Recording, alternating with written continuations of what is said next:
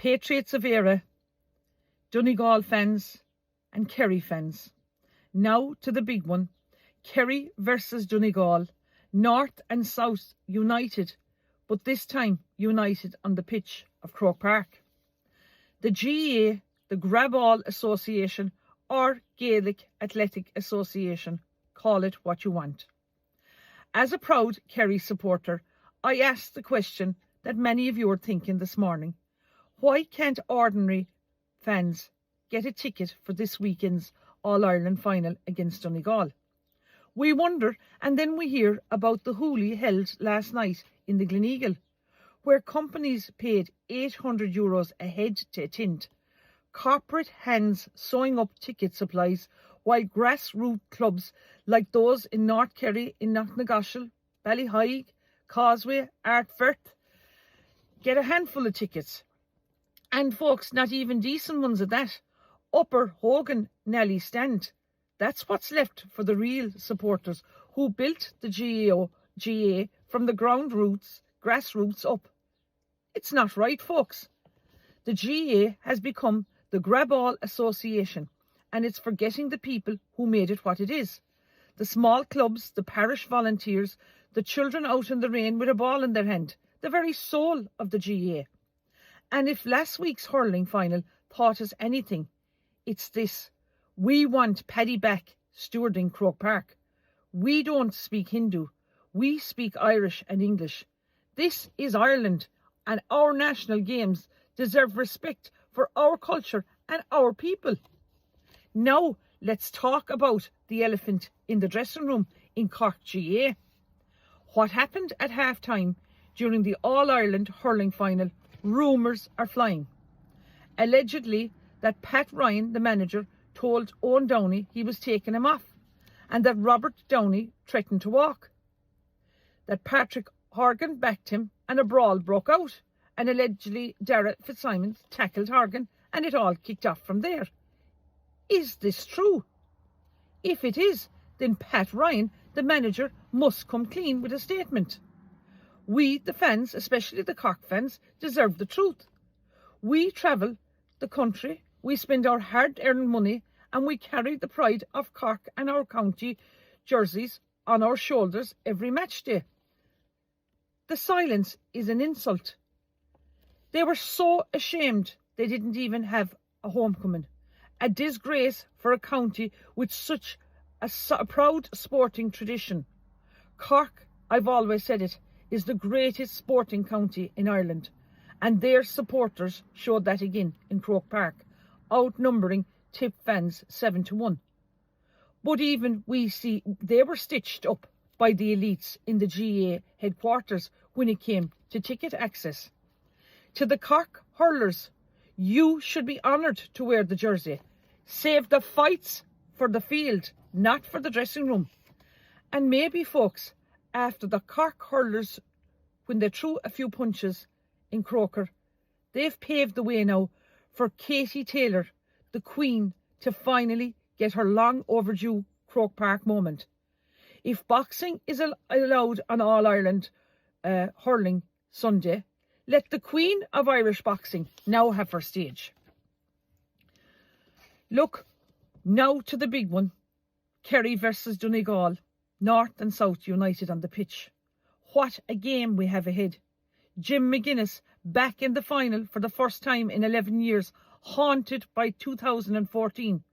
But with fire in his belly, he knows Kerry. He has studied us, trained in Tralee IT, and admired our way of playing up close. But Kerry knows All-Ireland final days like no one else. We've been there 3 times in the past 4 years. We know Croke Park. We know the pressure, and we have Clifford, one of the greatest footballers of all time. But Jack O'Connor knows one man won't win it alone. This is a team effort. And Jack's army are coming now with Kerry with all guns blazing to Croke Park to beat Donegal on Sunday. Win or lose, we'll have a massive homecoming in Tralee and Killarney, because that's what Kerry people do. We honour our players, and our players honour us. We honour our county. We honour our manager, like Jack O'Connor. I can't wait for the buzz, the banter, the RTN Boys band and the roar of the crowds and our heroes as they run out onto that sacred sod. It's days like this that lift a nation. When things feel broken in this country, this is our celebration. This is our escape. It's our pride. To the Donegal fans that I've met through YouTube and TikTok, I can't wait to see you there. It's going to be a cracker. But be warned, Donegal, write Kerry off at your peril. Up the kingdom, up the grassroots, and keep the faith in real Gaelic games. Mary Lou's now not at the bus stop. She's in the bus. And now I wonder, will Mary Lou be back outside the GPO bus stop for the All-Ireland football final day, like she was for the All-Ireland hurling final day, gathering another mighty 80 people at the Lewis bus stop, all standing there pretending they're in Gaza, while the rest of us are just trying to go to the match? Well, let me tell you something, Mary Lou. Mary Lou isn't just heading for the bus. She is the bus. A big, clunky thing heading for retirement, running out of steam, and no longer fit for purpose. And it's not the number 4 to Cabra she's on. It's the one-way express route out of Sinn Féin headquarters. Because, let's face it, she's after destroying Sinn Féin. Wrecked it, flat tyres, no driver, broken engine, and the voters have started walking. Mark my words, the next stop, Áras an Uachtaráin. That's right, she'll make a run for the president, knowing full well she hasn't a snowball's chance in a chip van. But it's not about winning. It's about clearing the path for Michelle O'Neill to take over and finish off whatever's left of the party Mary Lou left in ruins.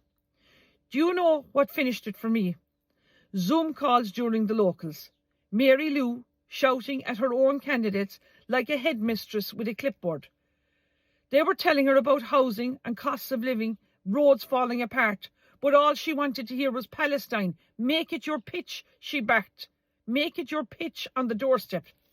Now, I canvassed over 15,000 houses in Kerry, in the Castle Island electoral area, in the local elections on my own. Not one person mentioned Palestine to me. Not one.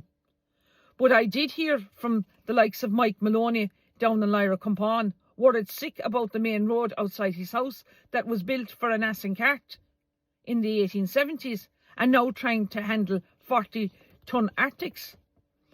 That's the Ireland people are living in, and Sinn Féin don't care. They're a paid opposition, just warming seats in the Dáil while the country's been flooded with unvetted male migrants into our communities being shattered and our sovereignty flushed down the toilet.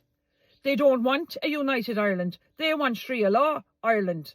Sinn Féin was once a rebel voice. Now it's a woke echo. People like me, we've gotten off the bus. We saw the wheels coming off the road and said, no thanks.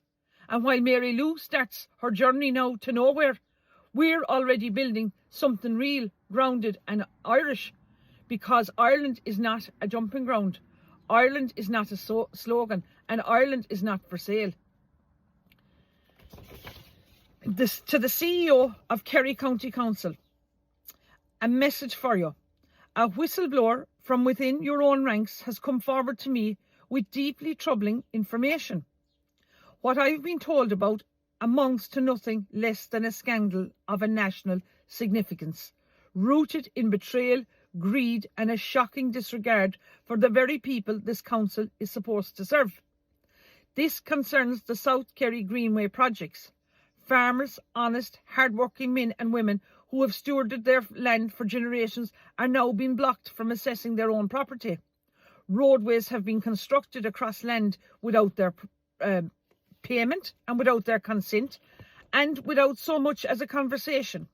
Land has been seized and cut in two, livelihoods jeopardised and families left confused, angry and devastated. But that's only one half of the story. Millions, not thousands, millions of euros earmarked for this project have disappeared from the council's accounts. This isn't an oversight. This isn't a clerical error. This is either gross mismanagement or outright corruption. And to the people of Kerry, we deserve answers. I'm now calling you, as CEO of Kerry County Council, to make an immediate public statement. Where is the money? Why have farmers not been paid for land that has already been taken from them? Who authorised the blocking of farmers from their own property? These folks are not small matters. This is not red tape. This is real harm being done to real people in the name of progress. That is neither fair nor lawful. You have a choice to make. Come forward with the truth. Explain to the people of Kerry what has happened when the money has gone and where you intend to right this wrong. If not, I will have no choice but to blow the whistle publicly and loudly. I do not take this step lightly, but I will stand with the people of South Kerry, with the farmers and all those who have been left in the dark, where their lives and land are treated with contempt. The clock is ticking. Write Kerry off on Sunday next at your peril, Donegal. It's going to be a cracker. Gura Míle Maith Agaibh.